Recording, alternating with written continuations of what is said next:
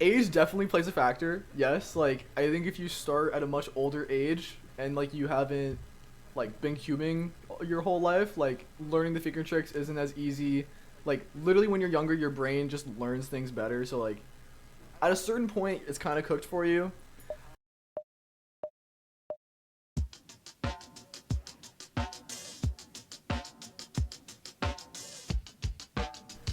Hello, everyone, and welcome to Plus 3, the only podcast that prioritizes proper vocal health. I'm Matt Rozman, joined by Manu Singhal, John Epley, and joined by a very special guest today, 11th ranked in the world, Mr. Dylan Miller. Gentlemen, how are you doing today? Hello, hello. Hi, Dilly. Hello. Dylan, how are you feeling? We've been talking here for a while.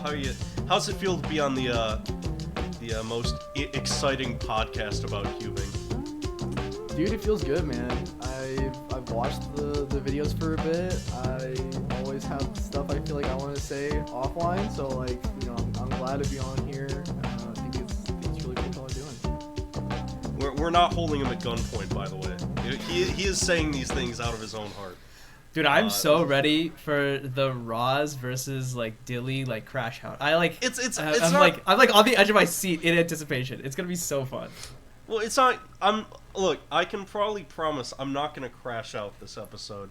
I'm gonna be respectful as a host. Famous last words, brother. I appreciate that. Yeah, no, look. You know, No way that's happening. Also, John, I want to ask, how's your have you ordered your Rubik's UFO? No, I'm still waiting. That money's in Matt Mayernick's account, and he's in California. Oh, so what? Still waiting on getting the Rubik's UFO, but shout out Weston Misamoto for hooking it up, brother. Like, from one OG to another. And you know what? Let me make this as a call out. Mayernick, free my boy's money. Free his money so he can get his Rubik's UFO. I still couldn't believe when you showed me that. I was like, what is that thing? Dylan, have you ever heard of a Rubik's UFO? I have. I am an OG, just like I used to watch. I watched Weston Mizumoto's OHPLL video. That's how I learned OHPLL. But yeah, I do know about the Rubik's UFO. That is a puzzle I'm aware of. I could not believe it when I saw it because I was confused. But you know, I'm too young for this. I'm too young, even though I'm not the youngest person on here.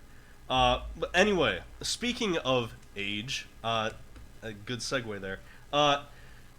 A couple of times on this podcast, we've kind of we've brought your name up a bit in discussions about age and cubing, and I always kind of reflect back to, I think it was one of the things that I edited for you over the summer, where you said that, you know, you were like washed, even though you're like 20.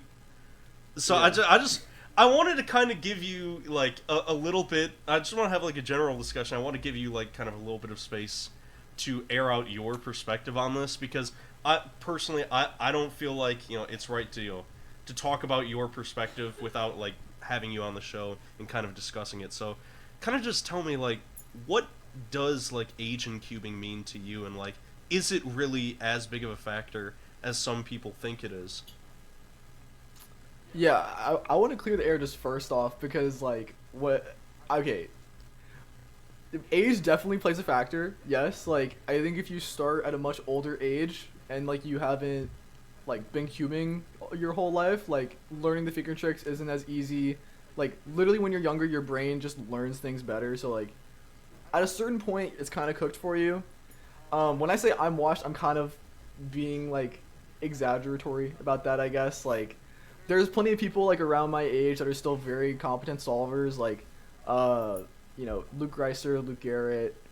Max is still very good, even though he's like a little bit older. Patrick Collins is still very solid. So it's like there's people who are still good at older age. I mean, Timon's also like top 5 in the world, and he's like pretty much my age as well. So it's not the end all be all. I just want to like, I was getting trolled by some of my friends at least, and like some other people being like, you know, some new 7-year-old comes up and everyone's like, too old, no, never gonna be good. So like I think it's definitely a huge factor. I talked to some guy who on my stream who's saying like he wanted to go for NAR, and he said he was 16 and like he has like a 7-3 official right now or something. And not to burst his bubble, but I think like at that point that's a little old. So like, when we're seeing the age of like all these Chinese solvers who are like very, very young, like that is just an inherent advantage, right? Like you have more time to cube. Like I said, your brain literally learns better. Also, these Chinese solvers are like being taught the right way to learn like from the get-go, right? So even like if you're not being coached, you have more time to like find out what's right. Whereas like when you start older, it's like you kind of need to make the most use of your time before like life catches up with you, right? Like I'm fortunate enough to where I have been able to kind of like put school on the back burner for a bit, kind of live out like my little cubing coach like / competitive cuber career for longer than I feel like most people would be able to. But yeah, like it definitely means something. But yeah, if you're younger, like your odds are just significantly better. That's just the main thing, right? Like not to say you're cooked if you start like at 12 or whatever. I started when I was 10, but I think the landscape now definitely benefits people who start at around like the 7-year-old range. Like that's probably optimal. Interesting.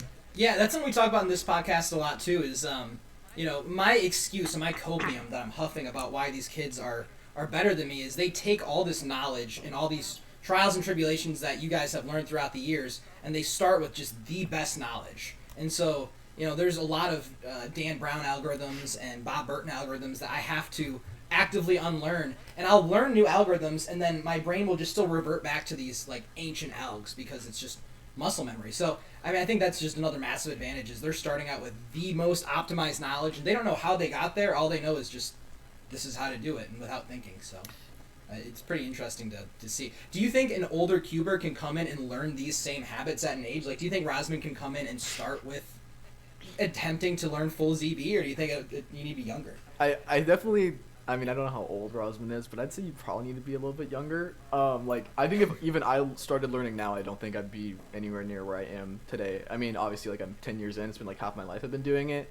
I think, like, you have to start at least, like, early, mid-teen years, and then you have to, like, really grind for it. Like you said, like, most people who start now, if you're being smart about it, you're automatically on a better path than, like, whatever previous generation was before you, right? Like, we've optimized things so much more to where like ground level, like entry level knowledge is just so much better than what it was even for advanced solvers like 10 years ago, So the path is a lot easier for you, but I think you need to still have some time to like develop that and practice it. One thing that I'm kind of curious about, and something that we discussed previously on the podcast as well, is kind of like the perception that like cubing is for kids, right? And not even amongst like the top solvers, but even just amongst like your rando, like people who are trying to get into it, right? It's always like, oh, I want to get my kid into cubing, not necessarily like I want to get into cubing. Do you think that that also plays like some kind of factor in terms of like, oh, kids see that other kids are competing, okay, well I want to be other kid because, kids are just competitive or whatever, as opposed to like adults who are like either kind of like more okay with that, or it's just like, oh, I don't even see adults in this, so I'm just not even going to bother. Yeah, I think y'all brought up a really good point. I hadn't really thought about it, but like, yeah, I think it's super alienating to like be like, I couldn't imagine being in like Rozman's shoes or whatever, like trying to start cubing now. I think it would be very hard. I don't think I would go through with it. Like, even me now, like as a 20-year-old, like I've been around the scene for like literally, my WCID is older than some of these kids have been alive.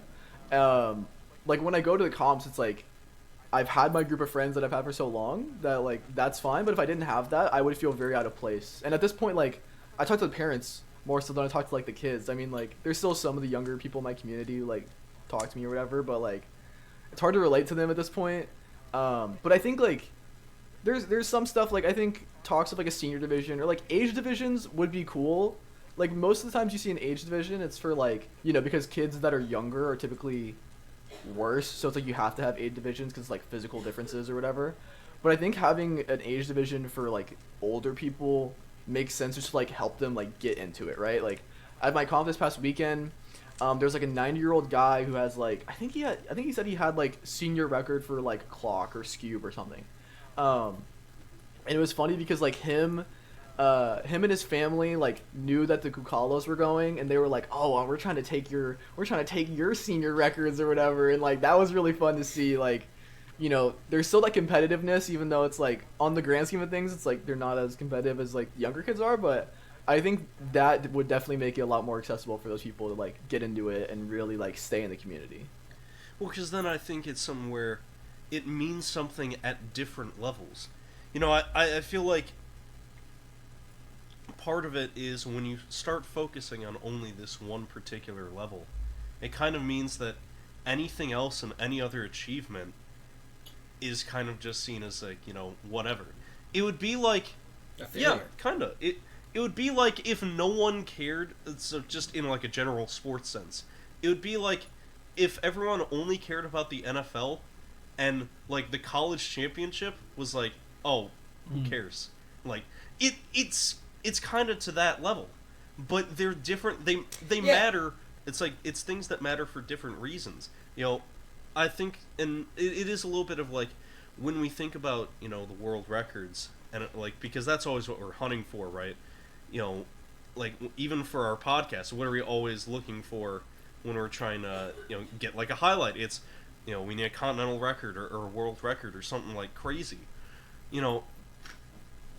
But I think, you know, when you create those divisions like that, you know, maybe not necessarily outright creating like, oh, a senior division, you know, may not like outright saying that, but like if we actually had like division, like skill-based divisions for cubing, like, and it's like, oh, like I feel like we talked about this before on the podcast, where like you can have like, you know, there's Class A with Yihang and Zhuan Yi and all like the top people, but then you have like all these other classes of solving, you know, because that's how it goes in a lot of sports. It's, you have different levels to the sport.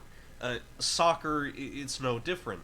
Hockey, basketball, there are all these different levels of stuff, and I feel like that might help as well, kind of get rid of this, I guess, stigma. I mean, I'll hold my tongue on any of like the cultural things with it, you know, because I do think that there are some cultural things that kind of have been ingrained into people who have been cubing for a while.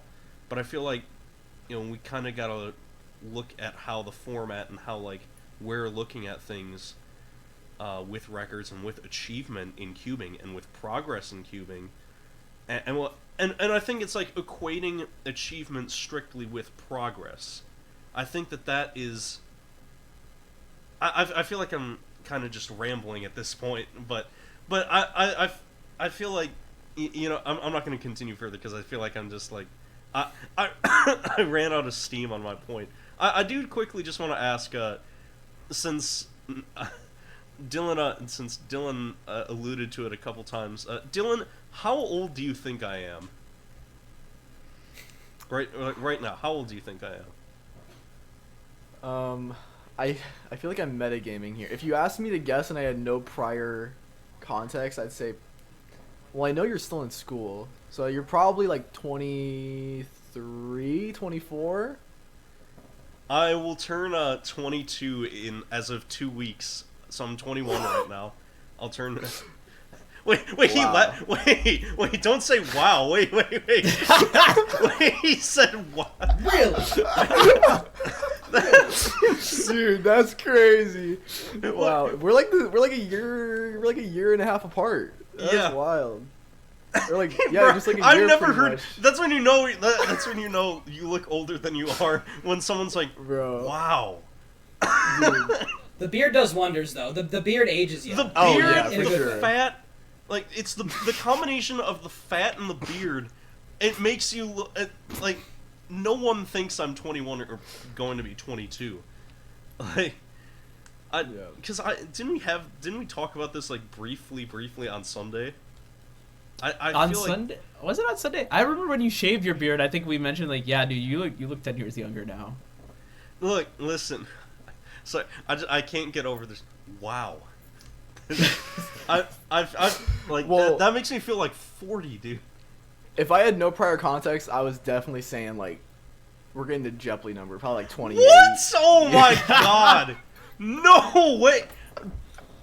No way. Okay. Oh, yeah. All right. +3 viewers and commenters. Look at, put a picture of me and put a picture of John next to each other.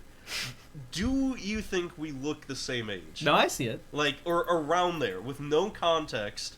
If it was just you see these two guys, do we look around the same age? Let us know in the comments, because I feel like I'm getting violated here. And, frankly, I can't take this disrespect.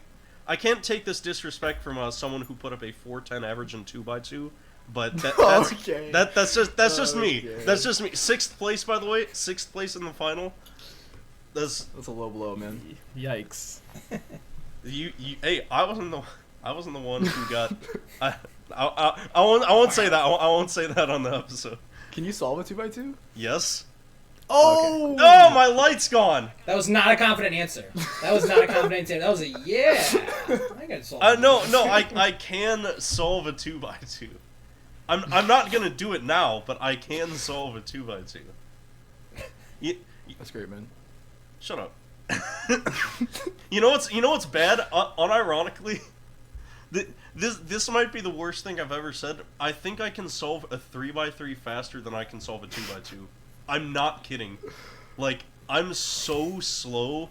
I'm so bad at solving a 2x2 that I think my like best of 5 average is better on 3x3 than it is on 2x2, and I cannot get over that.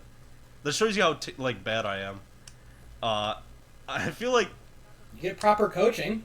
Anything is possible. I'm not getting coached. I don't have the money to get coached. Speaking of which, Dylan Miller actually offers coaching services for those wanting to improve their cubing times. Dylan, how often do you do coaching? And what does that kind of look like for you? So my coaching schedule kind of revolves around however many hours I have outside of school. At my peak, I was coaching 18 hours a week, which is essentially a part-time job. I'm in school 12 hours, so almost a full work week. So yeah, it's 18 hours. Most of it is just online, through Discord. Yeah, I wake up. It's actually helped me keep a good schedule, but I'll wake up, early morning, get my early morning session done. That's probably somebody with a crazy time difference or something. I was coaching a guy from New Delhi at 9 a.m. for a while. And then yeah, Mondays were crazy. I would coach 6 people in a day. So I'm working from 9 to, I had a break in between, but pretty much 9 to 6, 9 to 7. And then yeah, Tuesdays, Thursdays are a little bit quicker. I only have 3 hours or 3 clients because I had school on Tuesday, Thursday. But yeah, I don't know what my schedule's looking like this semester because I haven't registered for courses. I was trying to not have to go to school this semester if possible. I was gonna try to make the full-time coaching cubing thing try to work and see if that was viable, but yeah, I'll probably be in school this semester, so I don't know. I'll probably be coaching 14-ish hours this semester. We'll see. So let me ask you, what do you try and emphasize the most to I guess I guess it depends on who you're coaching, because you're obviously dealing with people at different experience levels, who know different techniques. So I don't know if it's necessarily right to ask if there's one thing that you emphasize for everyone that you coach and everyone that you help get better at solving. I mean, is it mostly just 3x3 stuff, or is it do you get people sometimes who are who are yo man, I wanna get better at Scube. I mean, I don't know if you coach Scube at all, but No, so I've had people ask for OH 4x4, 5x5. I tell them that they're not going to get their money's worth if they get coaching with me. There's other people who are way more competent, so it's just not worth their time. I've coached Megaminx for a person or two because that's just I only feel confident coaching in something I'm knowledgeable in. And even Megaminx, I'm pretty good at it. I was top 25 in the world for a bit, but my knowledge level wasn't where it is in 3x3. I feel really solid about what I tell people in 3x3. If I had to say one thing, it's just the main thing I emphasize with a lot of people is and this applies to literally every event, but just be conscious when you're doing your solves. Like, you'd be surprised at how many mistakes you're making that you're just not aware of. So like that kind of like a good way to do this is just like record your solves, write down like what you're noticing are your problems, and then just like have those in your head. So like most people for 3x3, it's like I'm not looking ahead well, or I'm walking up, or like I'm not seeing first pair. If you're aware of those things, then you can know whether or not you're like executing on them. Like there's just high priority things that when you do these things well, you get good times. So just make sure you do these things. If not, then you're just being lazy. So yeah, just like being conscious and like holding yourself accountable for like actually implementing the things that you need to improve on. That just like applies to everything. Yeah. Is there anyone really big, and you don't have to disclose this if you don't want to, but is there anyone who has been like really popping off in cubing that has come to you for coaching? Yeah, so I coach. Well, I was watching Timon. I talked to Timon a decent bit, and I was watching Timon do some solves. Like he had his camera on. He doesn't like to show his solves in public, but yeah, I watched him do some solves, and I was like, I said a few things here and there, and then yeah, today, I sent him an AO12, and then he was looking at it for me, and I was like, yo, we should like exchange coaching for each other, because he does coaching through Cubing GG that he's gonna start up soon. And so yeah, like we kind of that just started, but like yeah, potentially you could say Timon or whatever. I coach Nicholas Sanchez, NA All Star. I coach Caleb Chen. A really underrated guy that I coach. I don't coach him anymore because he's felt like he got everything out of my services. We were meeting for a few months, but Johnny Kurloff, he's from Scotland. And he got third at UK championship. And like that's so sick, dude. Like when I started coaching him, he was like, low 7, but like he got like a 7.4 average, but he got third at a nationals. Like he's done more than I've ever done like on a national stage. And that was so sick for me, dude. I was so happy for him. And like his pure average isn't like indicative of what he's capable of. So like I'm really hyped to see bro do really well in the upcoming years, because I think he's got a lot of potential. But like yeah, those are just the main people. I mean, there's like Kerry Huang asked for coaching. We didn't really go through with that, but there's a few stuff like that. So that's always really cool. How do you see coaching developing as it goes on? Because as we look at all these other sports, there's coaches right there with you. I mean, there's a coach that, let's say, in between solves could go up and talk to the competitor. I mean, how deep do you think the coaching is going to go? And I mean, do you think we're just at this is the tip of the iceberg? You think we're going to start to see the U.S. start to take it as seriously as China? Or like, how do you see the development of coaching in the near term and long term? Yeah, so I've been watching a lot of bowling lately, and I also watch some FGC stuff. In between like sets, or like in between throws in bowling, I guess. Like people will sometimes go to their coach, or like in fighting games, like their coach comes up to them. And this is what I was saying before of like sometimes people aren't aware of the mistakes they're making. And sometimes it can be a lot to like have to execute on something very precise, but then also like be conscious about it the whole time. So if you can offload that effort onto a coach, I think that's really beneficial. We've seen Yi Hang, like even during like his WR, like the 432 that Leo judged, I'm pretty sure his coach was like, or his mom, which is like kind of synonymous, but they were like, oh, turn slower, like you're turning too fast. And like that was insane to see, because I feel like it's interesting to see. And like even myself, like I was doing some solves, I wasn't doing great, my chat was telling me to turn slower, and like it helped. So it's just like no matter what the person's skill level, it's always cool to have somebody who's like their entire mental effort is focused on helping you do better. So I think in that sense, like we could see more of that. In terms of like if we're gonna see coaching expand to the West, like I think people are just gonna do whatever shows results. In China, we've seen that people are getting fast. If that's directly correlated to coaching or just like a numbers game, it's probably somewhere in the middle. But I think, just anecdotally, like Greiser is coaching through Cubing GG. Cubing Life Academy is starting up. Tuan Dulamund had his own coaching stuff. Janos Perezki does like big cube coaching. Like we're just seeing that there's a market for it. And in chess specifically, there's a lot of like coaching, and there's a lot of courses, and I think that's pretty analogous to cubing. So like I definitely think that we're at the tip of the iceberg. I don't know how deep it's gonna go. Maybe we'll see like, when the world champ goes up to accept his trophy, it's like, he's a protege of Timon or something. You know what I mean? That could maybe be a world we live in, but I wouldn't be surprised if that's the case. But I think that's maybe a little far out for right now. Interesting. What do you think will come? This is something we brought up in our last stream. What comes first? Dilly Millie World's Podium or a Dilly Millie coached World's Podium? And which would be more fulfilling for you?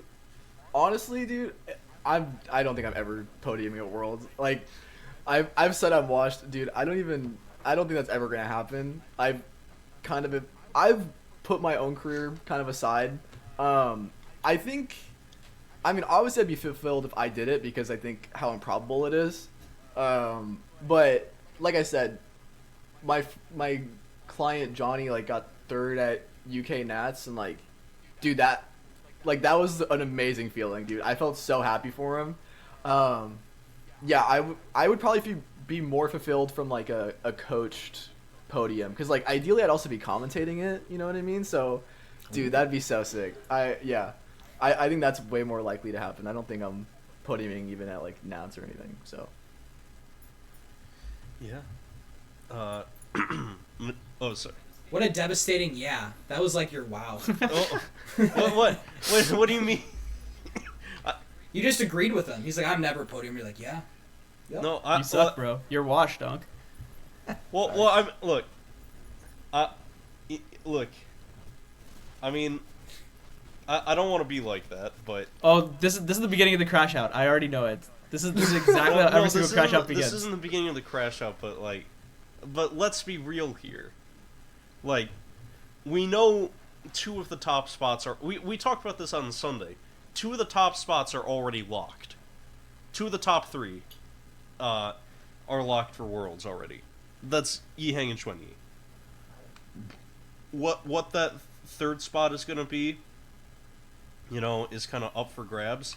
I mean, Dylan, I wish you the best of luck. Nah, it's all good. All right, Well, what do you think between those 1 and 2? I mean, I'd love to hear. I mean, is 1 and 2 really locked up between Yihang and Xuanyi, you think? Oh, yeah. For a while, I thought Timon and Xuanyi were kind of on the same level. But then Xuanyi had like that insane pop-off. He got the 4-3 average, and everybody's like, oh, legal stops. Oh, is this going to count? And then he just did it again. Like, you know what I mean? It's like, it doesn't matter. He's like that. And then he got, like, I think it was, like a 4-5 mean of 3 rounds or something. Maybe that's, like, exaggerating. But I think he was, like, also, like, 21 out of 25 solves, sub 5, too. Like, insane performance. I think, like, Vegas odds are 100% Yihang, Xuanyi, and then Timon for third, I think, is a pretty safe third. Third is kind of open. I think also it's not impossible that Xuanyi gets third as well, or, like, whatever. But, I think the amount of names that I would not be surprised seeing are, like, very few.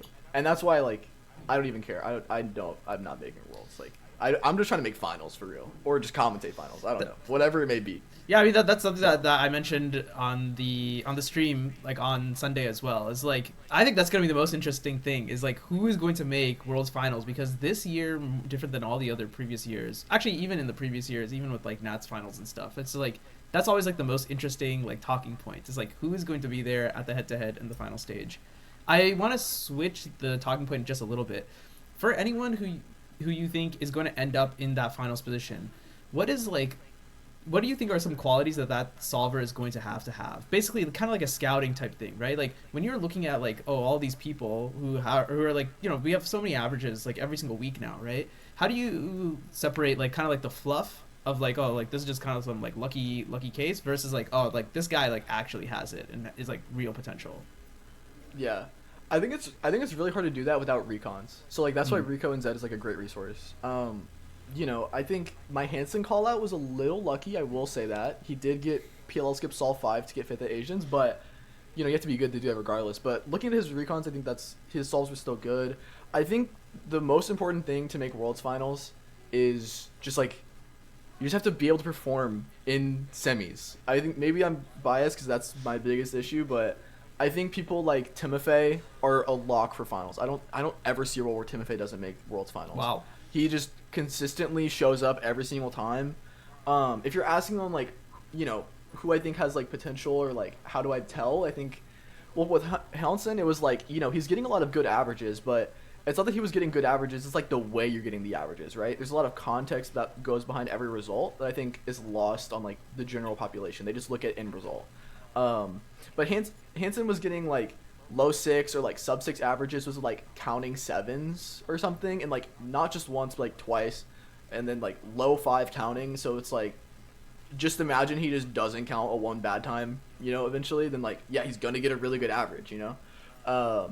And it's just it's about like consistency, and it's like, what are you counting? Even if like, you know, Kyle, I think Kyle is very, very good, and I think we obviously know that, but for a while he's had like trouble competing in comp, and I think it's interesting because if you look at his solves, like, you know, maybe some of his at-home results looked a little crazy at the time, but even looking at his official results, like he's getting like 4-5 singles, like 5-1 singles, like every average, and it's like if you're consistently pacing that, like you're gonna hit that eventually. Like eventually you're gonna get your average. So it's just about like how consistently are they pacing, and then it's like, you know, sometimes you get a really good average but you counted like a 7 at the start, but then like you get a stretch of 3 where it's like low 5, low 5, low 5.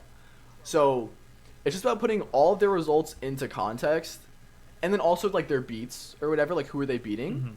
You know, we talked about Zhao Kun Li before, but like I think, you know, he beat Yi Hang and Yufeng Du at the comp, he got sub 5. Like that's a major moment, you know. So there's a lot of things that go into that, but I, you know, making Worlds Finals, you just have to be able to execute well day of. Like I think that's the most important thing. Anybody who has the potential to make it, you just have to be able to do it day of. And so like every major we've seen, there's always that one guy who like nobody thought was gonna make it, but then he just like PRs or like does really well in semis. Like I don't think people thought Silas was gonna make NAC finals. I mean, go back to Worlds, like Alexei Svetkov got like 6.2 PR average to make Worlds finals. Like, you know, Ray Bai at Nats gets 6.99 PR to make it. Like there, and he even got like PR in All Stars finals too. So it's like some people just kind of do that. You know what I mean? So yeah, there's a long-winded answer, but yeah.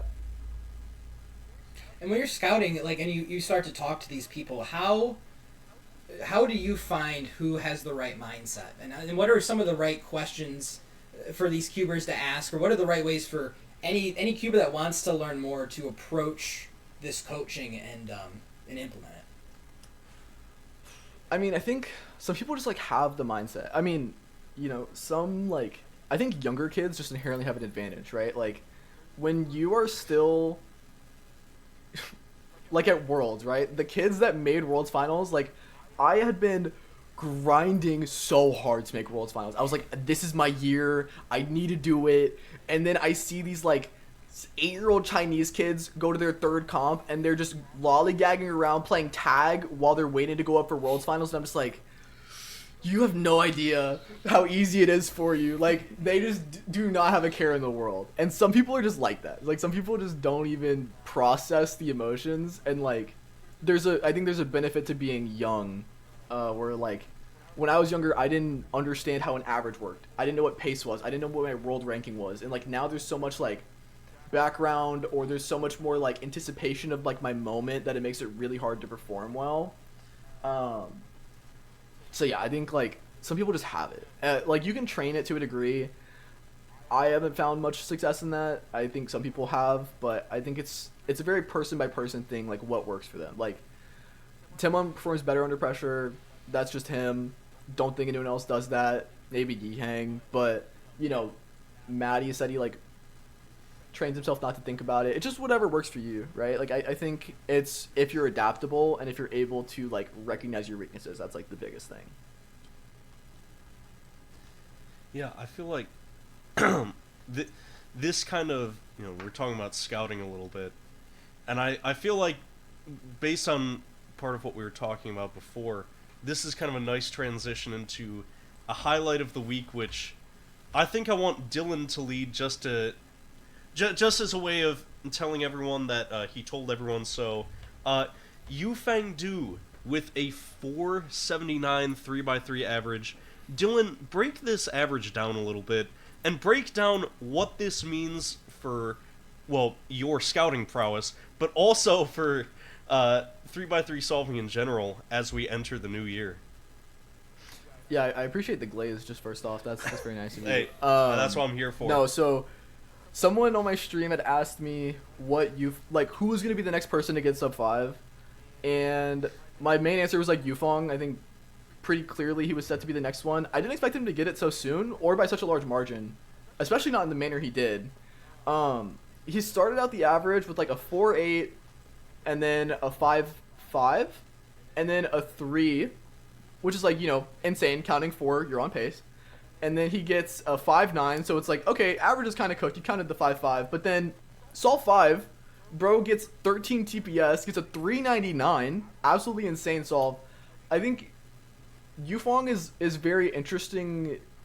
Is very interesting style. I talked about it a bit on the SSL broadcast and like a bit just like personally, but when he turns, when you look at someone like Yiheng or Ruhong, like you can tell that they're turning fast. Like it feels like they're trying to turn fast, even if it's like they're really not. It's just how they are. Yufeng turns so like relaxed. It's like he doesn't even feel like he's being timed. It's crazy, and that's something to be said for like, people think if you try to turn fast, like it helps, but no. When you turn controlled, it works out best. Like smooth, like slow is smooth, smooth is fast, right? It's like that's the saying I heard when I first started. I thought that was corny. Nowadays, it rings very true. I think Yufeng is like the epitome of that. And like I was telling people on my stream as well, like, look at him because this is prototypical. This is achievable for literally anybody. I mean, maybe not to the same degree, but his solving style is achievable. He's not relying on TPS. But yeah, Yufeng like was already WR8 whenever he got the average. Like he got a 5. I think he got 510, and then Matty got 509, and then he got 508. Like they were just trading spots by like 0.01 or something. But yeah, he's been like consistently pacing low 5. Like if you look at his results, he's had like multiple like 5.4 like sub 5.3 averages leading up to this. So yeah, I mean, I didn't really think it was too surprising. I think, I think I wasn't actually 100% right. I think Luke got sub 5 before Yufeng did, but I was just one off. So it was fine. But yeah, it was really cool to see that. I mean, now China is what, 4 out of the top 5. So yeah. Yeah, everyone other than Timon, right? Yeah, Max got kicked out. So. And yeah, it's wild to see, man. I think it's also just like seeing how much of a leap Yufeng took, of just like leapfrogging literally the entire U.S. competition and then some, kind of really out of nowhere. I mean, is Timon in danger at this point? Are we in danger of like potentially having a full Chinese podium now? I don't think that was ever out of the picture. I think full Chinese podium has like definitely always been a thing. Also, if you had to ask me, I think Yufeng was very clearly ahead of NA competition already. No disrespect to Max, but I've talked about it before. He's focusing on his personal brand.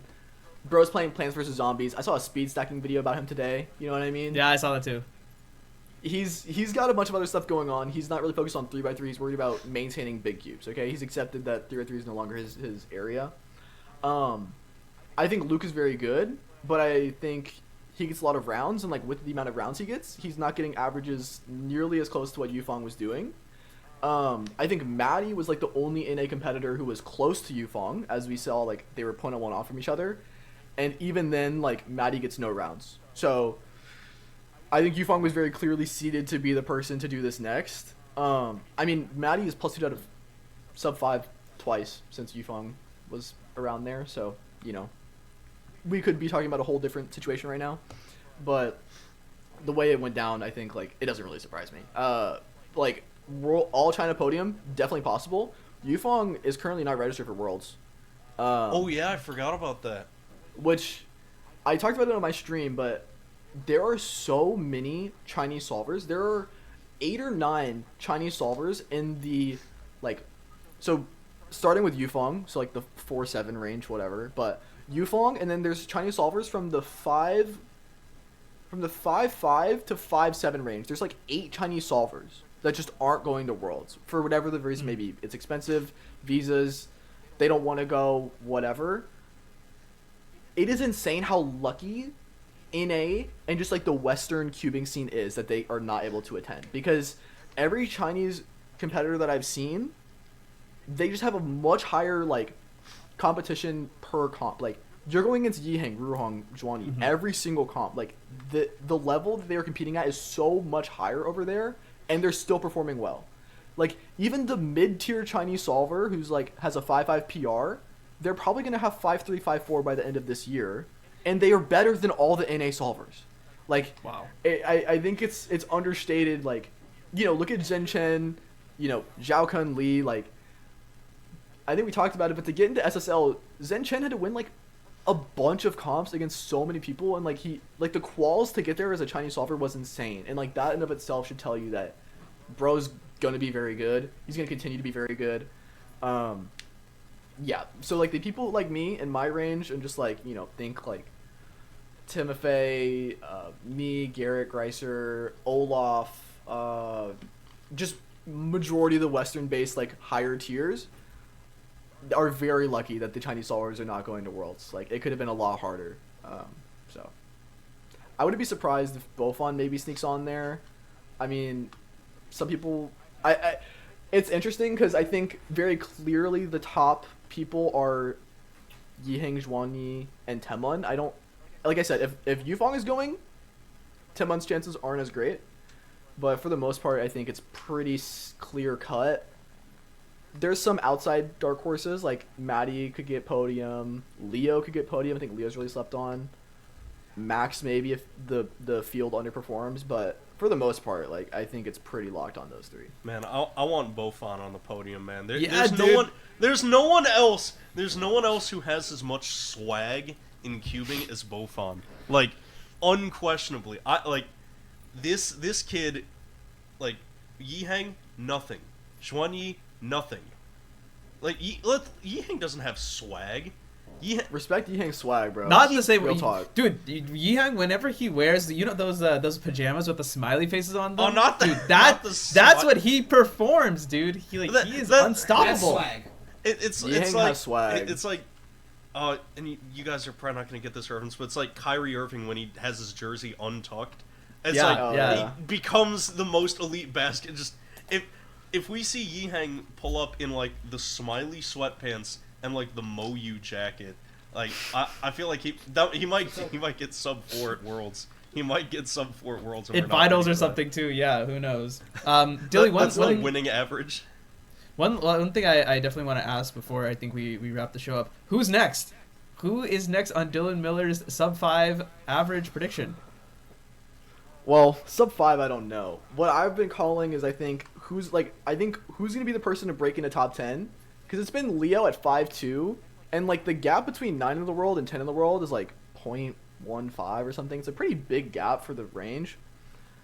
I think it's probably gonna be Zhao Kun Li. Like I talked about it on my stream a little bit, but Zhao Kun Li beat Yufeng Du and Yiheng at the comp that Yufeng got sub 5, and not by like an insignificant amount. He tied his PR 5.52, and within the first 2 solves, he got a 4.5 and a 4.37, and then he just like kind of threw the rest of the average. But like the amount of people in the world that have gotten sub 5 counting, especially a 4.5 counting, is insane.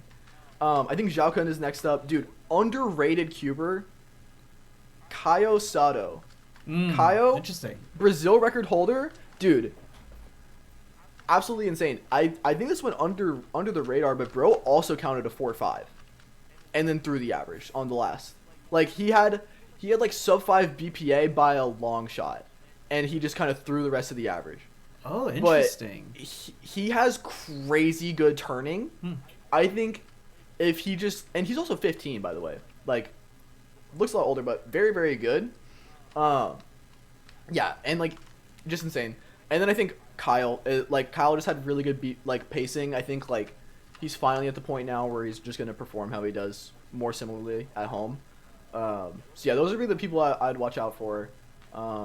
But yeah, I think Zhao Kunli is about to pop, and then of course like the Zhen Chen is the goat. Yeah. So and Hansen. All the Chinese solvers are gonna pop, dude. It's Chinese takeover. They're actually about to take over the whole top 15. What? You know what? Well said, Dylan. You Not heard if it Matt here Rozman first. has anything to do about it, right? Isn't that right, Rozzy? What?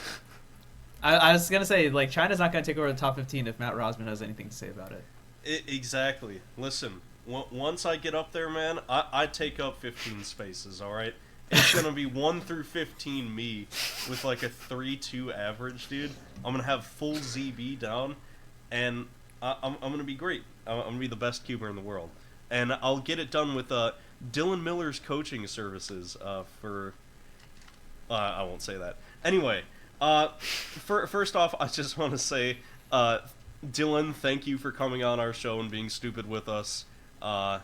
We're sorry if we had dragged you away from something more important. Probably not. No, I had nothing going on. No, but seriously, thank you so much for coming on and doing this with us. We really appreciate it. If you want to get coached by one of the best, go contact Dylan. He's always looking for more people that he can scam and say the same thing over and over again. Oh Lord. But no, and, on a real note though, y'all should go subscribe to Dylan's channel, get coaching services from him. He's incredible.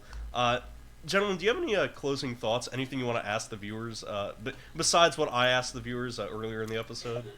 It's getting stale at this point, but I just need to see some kind of crash out, guys. Come on. Like, I paid good money to show up here. You know, my HVAC is broken. I literally have this stupid heater in my room. Like, right before we started recording, my circuit breaker blew out. Come on. I need something. Something for my entertainment. You're not getting that. You're not getting a crash out today. I'm sorry, Manu. Maybe I'm not harassing Dylan today. I appreciate that.